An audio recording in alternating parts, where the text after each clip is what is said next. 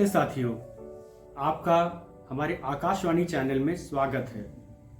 हमारा बरेली अभियान के अंतर्गत आज हम नगर निगम की आय व कर के बारे में अपनी जानकारी साझा करेंगे। सबसे पहले नगर निगम की जो आय है वो कहां से आती है। नगर निगम water tax, house tax and property tax के माध्यम से जनता से कर वसूलती है। ये रियल एस्टेट, कमर्शियल भी हो सकते हैं एंड रेजिडेंशियल भी हो सकते हैं। साथ साथ तमाम जो नगर निगम की दुकानें हैं वहां से वो किराया वसूलते हैं। प्लस नगर निगम अपनी कुछ प्रॉपर्टीज बेचकर भी पैसा कमाती है। नगर निगम की एक और आय का बड़ा साधन शहर भर में जो एडवर्टाइजमेंट्स लगते हैं, चाहे वो साइन बोर्ड्स हों, जो डिवाइडर्स पे हम जो एडवर्टाइजमेंट्स देखते हैं, या बड़े बड़े जो चौराहों पर एडवर्टाइजमेंट्स हम बड़े बड़े बोर्ड्स पे देखते हैं, ये सब नगर निगम के माध्यम से ही होते हैं। तो ये भी नगर निगम का आय का बहुत बड़ा साधन है। साप्ताहिक बाजार जो शहर में लगते हैं, चाहे वो रविवार मार्केट हो, बृहस्पतिवार मार्केट हो, शुक्रवार मार्केट हो, कोई भी दिन, कभी कहीं कुछ जगह मार्केट लगते हैं, तो ये सारी जो व्यवस्थाएं करना है ये नगर निगम की ड्यूटी बनती है। इससे जो किराया आता है वो भी नगर निगम की आय में शामिल होता है। तो ये तो साथियों हमने डिस्कस करे जो किस प्रकार नगर निगम अपनी आय बनाती है। लेकिन इस पूरे सिस्टम में देखा जा रहा है कि फिलहाल बहुत खामियां हैं।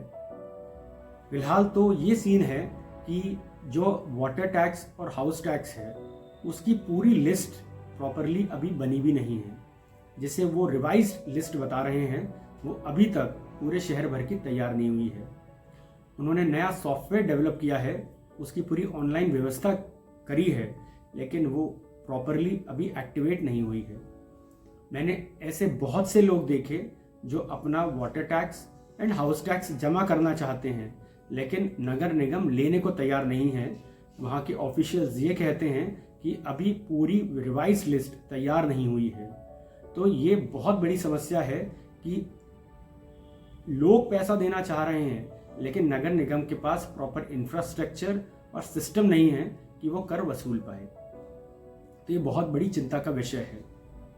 साथियों, अब हम उस तरफ अपना ध्यान केंद्रित करें कि ज्यादा से ज्यादा आय और कर कैसे वसूला जा सकता है नगर निगम के माध्यम से।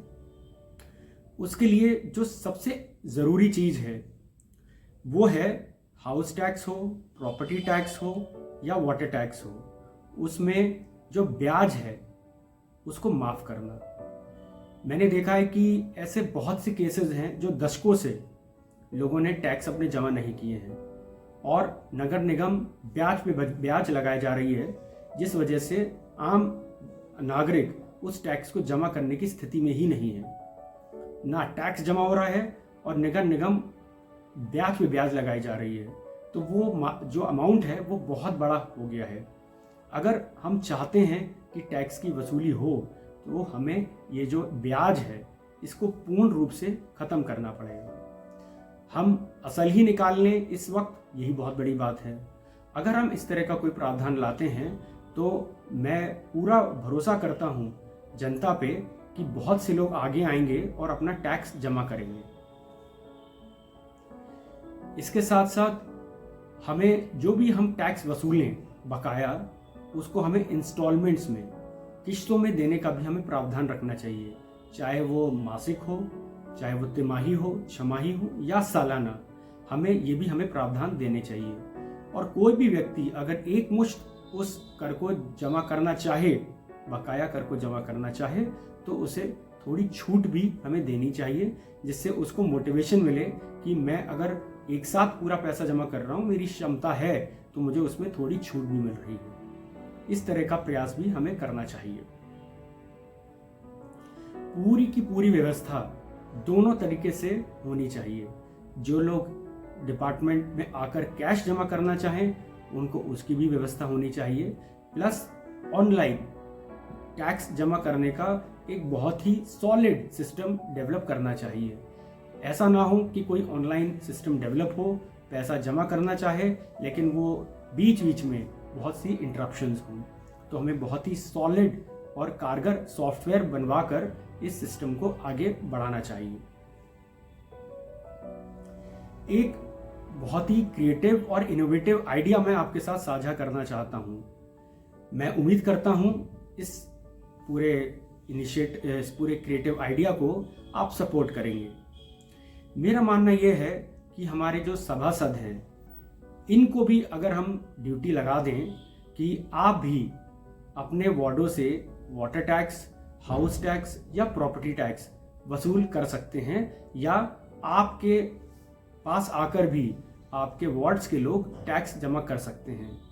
अगर हम ये सुविधा दे दें तो लोगों को भी बहुत सुविधा होगी, क्योंकि अधिकांश लोग अपने सभासदों को जानते हैं और उनके संपर्क में रहते हैं। एक तो जनता को सुविधा होगी, और दूसरी बात नगर निगम को भी यह फायदा होगा कि एक बहुत ही जिम्मेदार व्यक्ति के माध्यम से वो अपना टैक्स कलेक्ट कर रहे हैं। दोनों तरह की सुविधाएं उनके पास होनी चाहिए, ऑनलाइन एंड कैश की। लेकिन इसमें हमारे सभासदों को क्या फायदा? हमारे सभासदों को भी इसका फायदा मिलना चाहिए। जो लोग सभासदों के माध्यम से ये टैक्सेस अपने जमा करते हैं, तो उन्हें एक कमीशन भी देना चाहिए नगर निगम को। नगर निगम अगर इस तरह की कोई व्यवस्था बनाती है तो हमारे पार्षद भी इसमें बढ़ चढ़कर पार्टिसिपेट करेंगे और कर वसूलने का प्रयास करेंगे। It is a win win situation for everybody. हमारे आम नागरिकों के लिए एक सुविधा होगी, हमारे सभासद को भी एक फायदा होगा, और नगर निगम को ये फायदा होगा कि उनको टैक्स वसूलने में बहुत आसानी होगी। साथ साथ पैरेलली एक और व्यवस्था चलनी चाहिए। जो नगर निगम के जो अधिकारी हैं, ऑफिशियल्स हैं, उनकी भी ड्यूटी लगानी चाहिए कि आपको भी टैक्स वसूलना है। एक टारगेट के ऊपर अगर वो टैक्स वसूलते हैं तो उनको उसका इंसेंटिव भी हमें देना चाहिए। इस तरह के अगर हम क्रिएटिव आइडियाज आगे लाएंगे तो हम उम्मीद करेंगे कि हमारे जो ऑफिसर्स भी हैं, जो नगर निगम के जो अधिकारी या जो कर्मचारी हैं, वो भी प्रयास करेंगे जनता के पास जाकर ज़्यादा कर जमा करवाने की। कोई बुराई नहीं है अगर हम ये इनिशिएटिव डोर टू डोर भी लें। अगर कोई अधिकारी या कर्मचारी डोर टू डोर जाकर भी पैसे वसूलता है तो उसमें भी कोई भी बुराई नहीं है। उदाहरण के तौर पर आप बिजली विभाग को देखिए कि जो व्यक्ति बिजली का मीटर की रीडिंग लेने आता है, आज उसे भी पावर दे दी गई है कि वो भी कैश, जो बिजली का बिल है, वो ग्राहकों से कैश के रूप में भी ले सकते हैं। तो इसमें कोई बुराई नहीं है अगर हमारे कर्मचारी एक प्रयास करें जिससे कि अगर वो ज़्यादा टैक्स वसूलवाएंगे तो उन्हें भी उसका इंसेंटिव मिलेगा। इस पूरे इनिशिएटिव को प्रॉपरली हमें प्रचार करना चाहिए, एडवर्टाइज करना चाहिए, जन जन तक पहुंचाना चाहिए, जिससे कि उन्हें पता चले कि टैक्स जमा करने की हमारे पास ये व्यवस्थाएं हैं। ये प्रयास करने से मुझे पूरी उम्मीद है कि हमारे नगर निगम के जो कर वसूली है उसमें बहुत ही बढ़ोतरी होगी। साथ साथ जो एडवर्टाइजमेंट्स नगर निगम के माध्यम से होते हैं, मैं इस पक्ष में रहूं कि वो कम उसके रेट होने चाहिए। अगर हम एक कम रेट उन पर लगाएंगे तो हम ये उम्मीद कर सकते हैं हमें ज़्यादा से ज़्यादा ऐड मिलेंगे। हमें उस पॉलिसी पे चलना चाहिए, कम कर ज़्यादा वॉल्यूम। अगर हम इस तरह से चलेंगे तो हम ये पाएंगे अल्टीमेट जो हमारा आउटपुट आ रहा है वो हमें ज़्यादा उसका फीस मिलेगी। अगर हम एडवर्टीजमेंट्स के कम रेट लगाते हैं तो ज़्यादा से ज़्यादा व्यापारी और कंपनीज एडवर्टीजमेंट करने के लिए मोटिवेट होंगे, और इसके साथ साथ जहाँ जहाँ वो एडवर्टीजमेंट्स करेंगे ऑब्वियसली वहाँ का जो है सौंदर्यीकरण भी बढ़ेगा। हम रोड साइड्स या जो चौराहों पर जो हमारे जो डिवाइडर्स हैं उसके दोनों तरफ जब हम एडवर्टीजमेंट्स करते हैं तो ऑब्वियसली सौंदर्यीकरण भी बढ़ता है और हमारे नगर निगम को इसकी आय भी होती है। और ये सारी व्यवस्था कर की और जो रेंट्स वसूलने की है, हमें प्रयास करना चाहिए कि ज़्यादा से ज़्यादा ये ऑनलाइन हो। ऑनलाइन होने से जो ट्रांसपेरेंसी है इसकी संभावनाएं बहुत बढ़ जाती हैं। तो साथियों, आय और कर के विषय पे मेरे ये कुछ अपने विचार थे।